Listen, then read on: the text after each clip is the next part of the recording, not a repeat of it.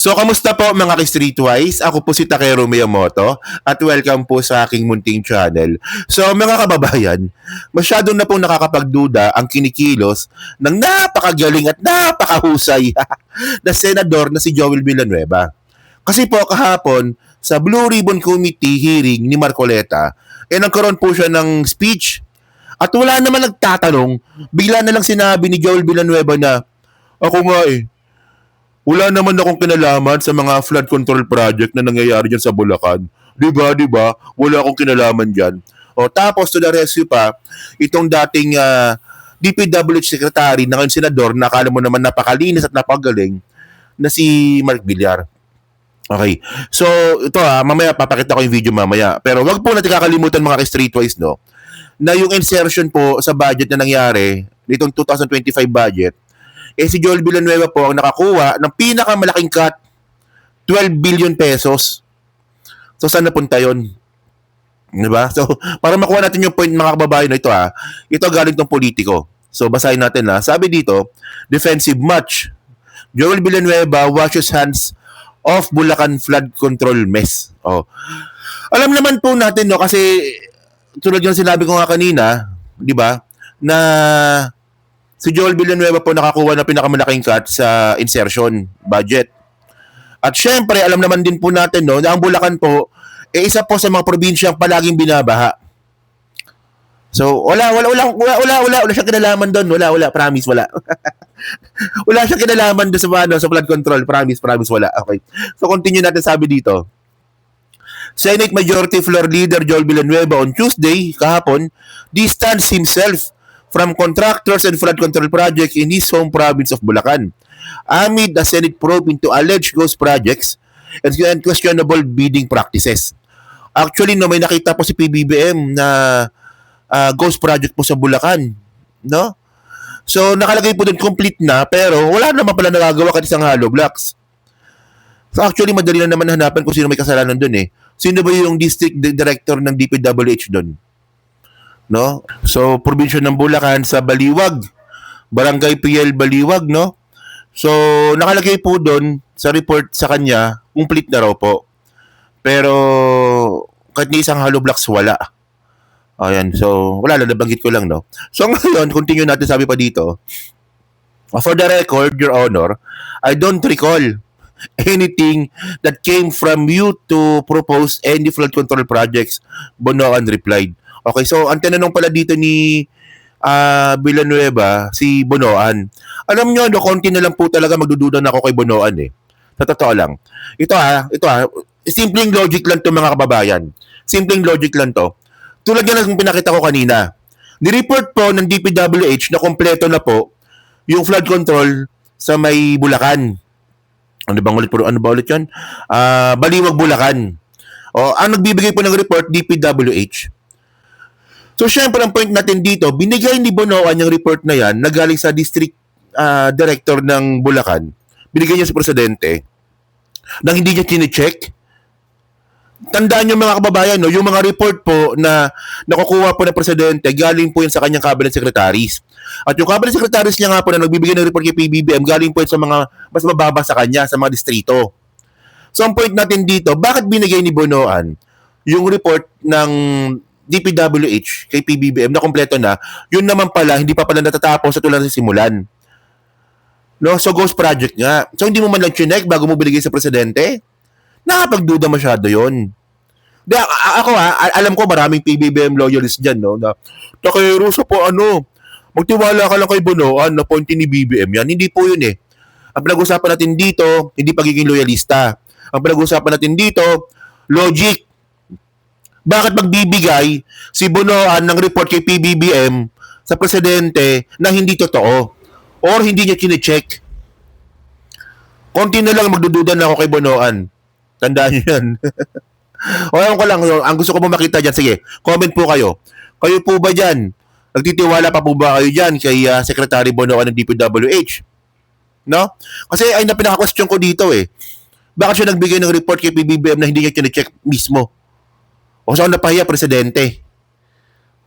Di ba? Tingnan natin, sabi dito, Villanueva added that he was surprised to learn the scale of the contracts cornered by certain companies in Bulacan, saying, nagulat po ako sa lumabas na total number of figures na hawak nilang proyekto. Ngayon, may possibility pa na may mga ghost project. Meron nga, pinakita na nga ni PBBM, di ba? Ngayon, bilang Apple ngayon itong si Mark Villar. Okay? No? Former DPWH Secretary and now Senator Mark Villar also back Villanueva, saying he was never approached by the latter about public works contract. Walang nagtatanong, Mark Villar. Puta, yung pinagawa mo nga tulay dun sa sa Isabela, nawasak eh. Kung magsalita ka, kala mo may nagawa ka sa DPWH, meron. O yung mga kalsada na papunta sa subdivision mo, sa subdivision ninyong pamilya, ayun na nagawa ninyo. So by the way, ito para mas maganda mga kababayan, may video dito. Okay. Panoorin na lang natin to, no? Guilty masyado eh. Pag guilty, defensive. Ganun na naman usapan dito. Tira nyo. May I ask if there was one time in my life, naglabi po ba ako sa inyo ng kahit na ano o kahit isang flood control project, contractor, etc. in my public service career? Meron po ba na nagsabi ako sa inyo, ito dapat ang gawin at ako'y eksperto? Pwede nyo po bang sabihin lang? Well, for the record, Your Honor, I don't recall anything that came from you to propose any flood control project. RD Tolentino? Yeah, same as Secretary said. Thank you. Ever since we have met and we talk about flood control programs, I always ask you, Secretary, I always ask you, RD, what do we do? How can we help? Just a very brief interjection. Okay. In reaction to Senator Joel, I'd also like to add that during my time also, I would also like to make the same statement as Secretary that Senator Joel never approached me for anything like that. So I just like that, to add that to the record, that even when I was DPWH Secretary. Thank you, Senator Mark, Secretary Mark, thank you. Di ba? Pati si Mark Villar, umepal. Malinis si Mark Villar, si Mark Villar, no? Si Mark Villar po, hindi po siya gumawa ng mga kalsada na papunta po sa mga subdivision niya. Hindi po totoo yun. Wala pong korupsyon nung panahon ni Mark Villar. Malinis po yung mga flood control project nung panahon ni Mark Villar. Wala naman pong tulay na nasira na pinagawa ni Mark Villar. Wala po, wala. Alam niyo ang point natin dito mga babayan, no? Sinong tangang senador ang rirekta sa DPWH na itong contractor kunin mo yan. Hindi naman ganun po. Hindi po ganun po kumikilos ang korupsyon. Hindi po nagre-rekta po yung mga yan.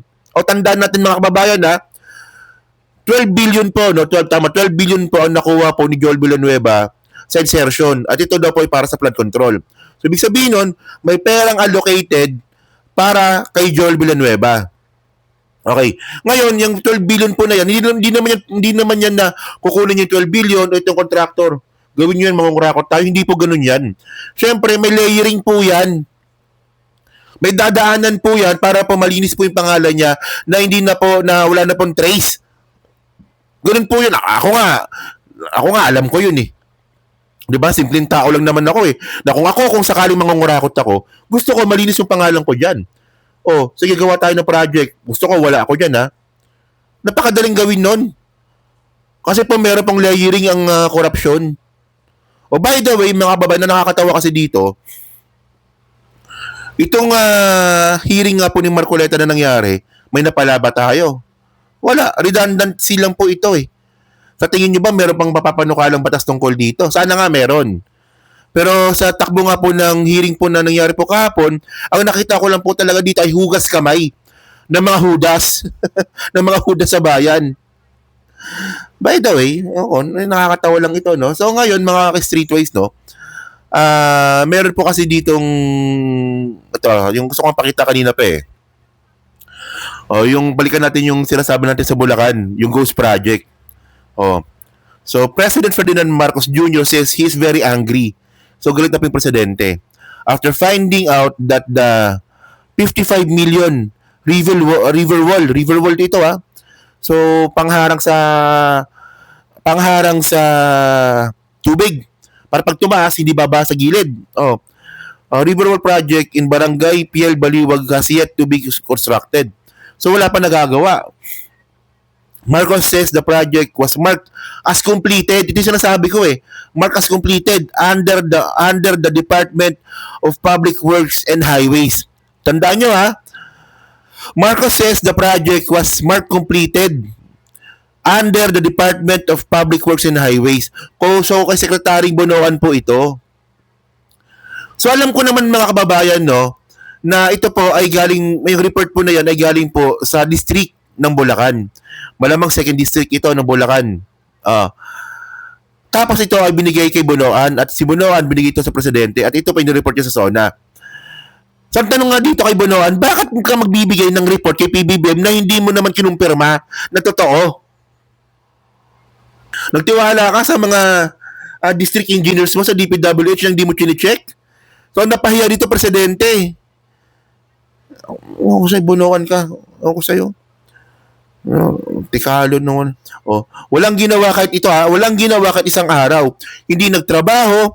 Kahit puntahan nyo, wala kayong nakita na kahit ano, he said. Sabi nga po ni PBBM yan. So syempre, ang point dito, nakakalalaki naman to. Sa totoo lang, nakakalalaki to. Na parang niloloko nyo yung, hindi lang presidente niloloko nyo dito, taong bayan.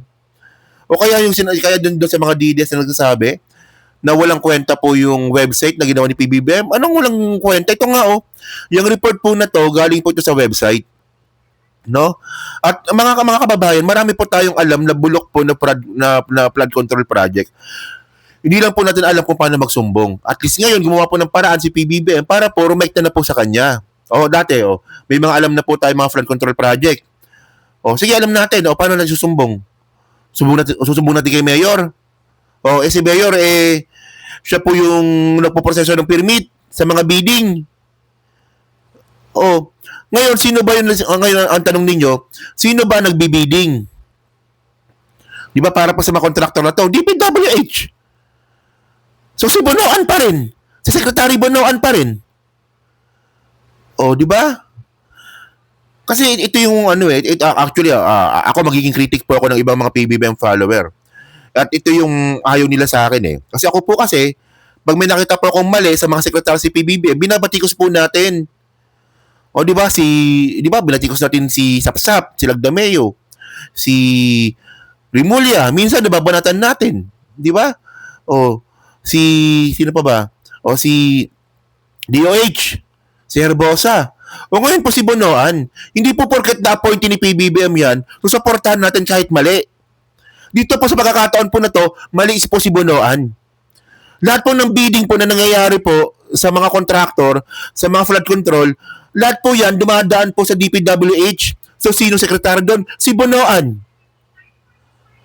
So ang tanong ba dito? Kung makita ba natin na merong accountability si Bonoan, kaya ba siyang panagutin ni PBBM? Yan ang abangan natin. Di ba? So yun mga streetwise nyo. So kayo po, ano po masabi nyo nga po dito sa pagiging hugas kamay. Hugas kamay dapat to, no? Hugas kamay ni Joel Villanueva. Tandaan nyo ito ghost project ito ni sa Bulacan. Diba? So last na lang to, no? Ang nakakatawa kasi dito, ito last na lang talaga to. Ang nakakatawa kasi dito, ang mga senador po kasi, walang constituents po yan. Pero kung makapagpakilala sila sa mga sarili nila, I am the man from Bulacan, Joel Villanueva. I am the man from Sorsogon, Chis Escudero. Ganon sila. Katulad naman sa constituents. Pero pagdating po sa mga sablay po ng proyekto, kung saan nga nila sinasabi na taga doon sila, hugas kamay sila. Labo, di ba? Yun So yun, sa comment lang po sa baba. Ano nga po masasabi nyo nga dito kay Joel Villanueva. So syempre dyan din po sa Team Replay, pa-like, pa-subscribe. Hindi naman kalabisan, pa-share na rin po ng video po na to. So thank you mga ka-streetwise. Kita na lang ulit tayo sa Bulacan. So thank you, salamat and babush.